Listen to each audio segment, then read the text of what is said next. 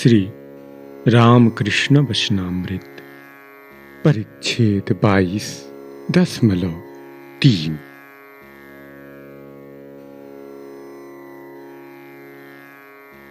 तव कथामृतम्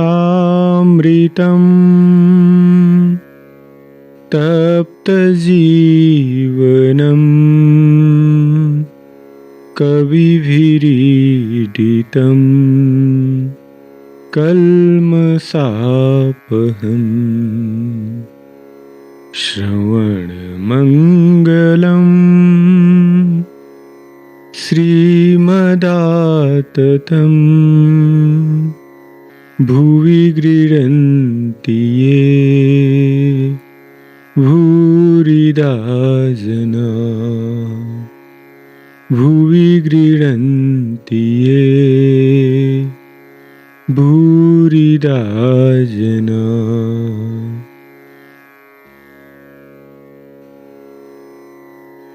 श्री रामकृष्ण का यशोदा भाव तथा समाधि। श्री रामकृष्ण अपनी छोटी खाट पर जा बैठे हैं। भाव में तो सदा ही पूर्ण रहते हैं। भाव नेत्रों से राखाल को देख रहे हैं। देखते देखते हृदय में वात्सल्य रस उमड़ने लगा। अंग पुलकित होने लगे। क्या यशोदा माता इन्हीं नेत्रों से गोपाल को देखा करती थी? देखते ही देखते फिर आप समाधिलीन हो गए। कमरे के भीतर जितने भक्त बैठे हुए थे वे सभी आश्चर्य से चकित और स्तब्ध होकर श्री रामकृष्ण के भाव की यह अद्भुत अवस्था देख रहे हैं। श्री रामकृष्ण कुछ प्रकृतिस्थ होकर कहते हैं, राखाल को देखकर इतनी उद्दीपना क्यों होती है? जितना ही ईश्वर की ओर बढ़ते जाओगे ऐश्वर्य की मात्रा उतनी ही घटती जाएगी। साधक पहले दशभुजा मूर्ति देखता है, वह ईश्वरी मूर्ति है। इसमें ऐश्वर्य का प्रकाश अधिक रहता है। इसके बाद द्विभुजा मूर्ति देखता है, तब 10 हाथ नहीं रहते, इतने अस्त्र शस्त्र नहीं रहते। इसके बाद गोपाल मूर्ति के दर्शन होते। कोई ऐश्वर्य नहीं, केवल एक छोटे बच्चे की मूर्ति। इससे भी परे है केवल ज्योति दर्शन। यथार्थ ब्रह्म ज्ञान की अवस्था विचार और आसक्ति का त्याग।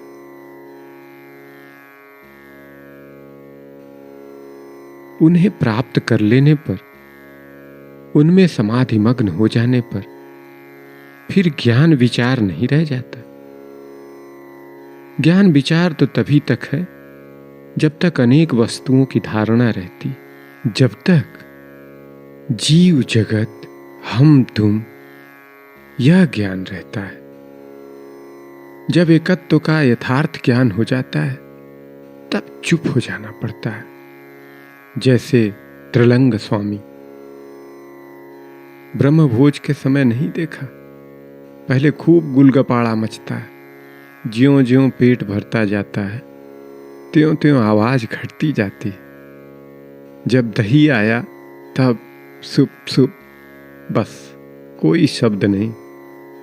इसके बाद ही निद्रा समाधि, तब आवाज जरा भी नहीं रह जाती। मास्टर और प्राण कृष्ण से कितने ही ऐसे हैं जो ब्रह्म ज्ञान की डींग मारते हैं परंतु नीचे स्तर की वस्तुएं लेकर मग्न रहते हैं। घर द्वार, धनमान, इंद्रिय सुख। मॉन्यूमेंट के नीचे जब तक रहा जाता है तब तक गाड़ी घोड़ा साहब मेम यही सब दीख पड़ते हैं। ऊपर चढ़ने पर सिर्फ आकाश समुद्र लहराता हुआ दीख पड़ता है। तब घर द्वार घोड़ा गाड़ी आदमी इन पर मन नहीं रमता। ये सब चींटी जैसे नजर आते हैं। ब्रह्म ज्ञान होने पर संसार की आसक्ति चली जाती है। काम कांचन के लिए उत्साह नहीं रहता, सब शांत हो जाता है।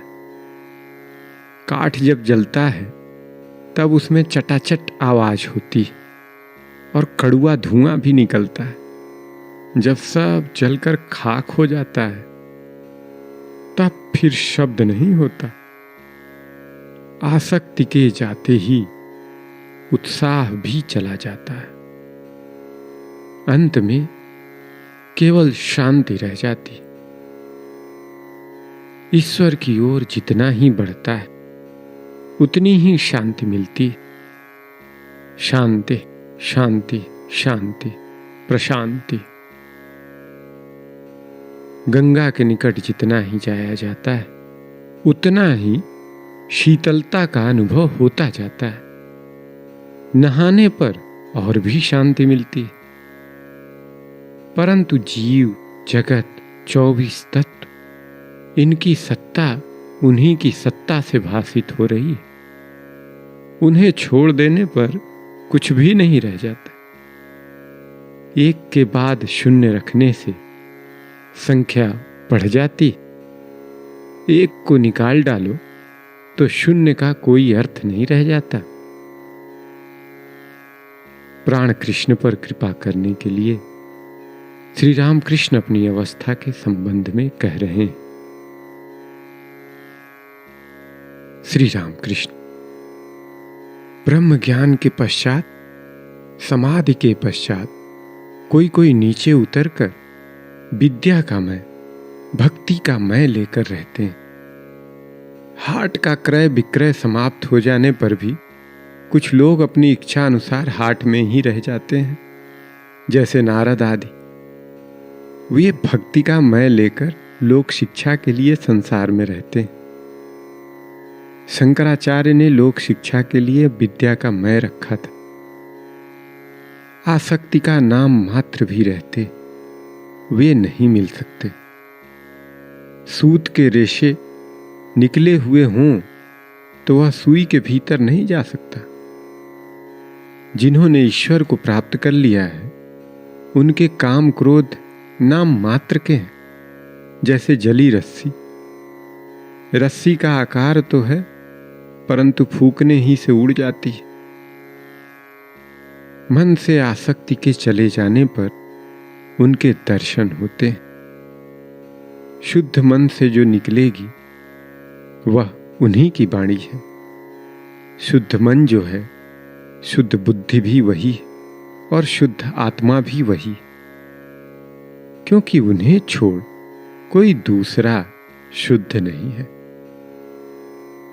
परंतु उन्हें पा लेने पर लोग धर्माधर्म को पार कर जाते हैं।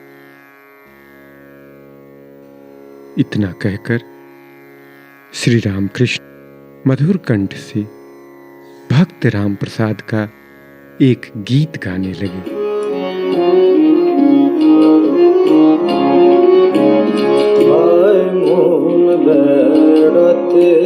जबी कलिकाल को तरु मूलेर मन चारे पाल कुड़ाए खाबी आय मन बेड़ाते जबी प्रवृत्ति निवृत्ति जाया तार निवृत्ति रे संगे लबी प्रवृत्ति निवृत्ति जा निवृत्ति रे संगे लबी और विवेक नामे तार बेटरे तत्व कथा ताय सुधाबी आय बेड़ाते जबी प्रथम भार जार সন্তান রে দূরে রইতে বুঝাইবি প্রথম ঘর যার সন্তান রে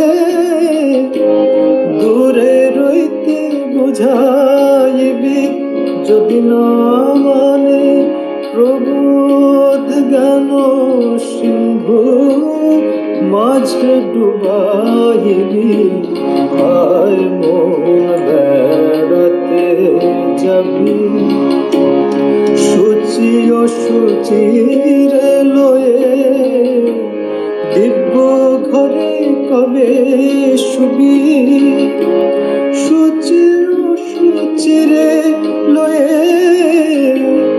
দিব্য ঘরে কবে শুবি যখন 203 পীড়িত হবে তবে শ্যামাকে পাবি যখন 203 পীড়িত হবে তবে শ্যামাকে পাবি আর মন বেড়াতে যাবি ধর্ম দুটো যা তুচ্ছ ফোটায় বেঁধে থুবি ধর্ম দুটো যা তুচ্ছ ফোটায় বেঁধে থুবি যদি না মানে নিষেধ তবে জ্ঞান খড়গে বলি দিবি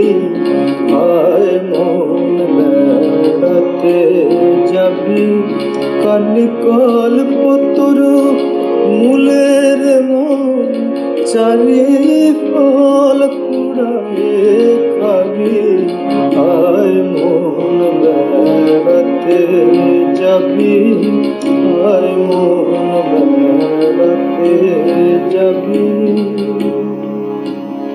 मर्म यह है, मन चल सैर करने चले, काली रूपी कल्पलता के नीचे तुझे चारों फल मिल जाएंगे।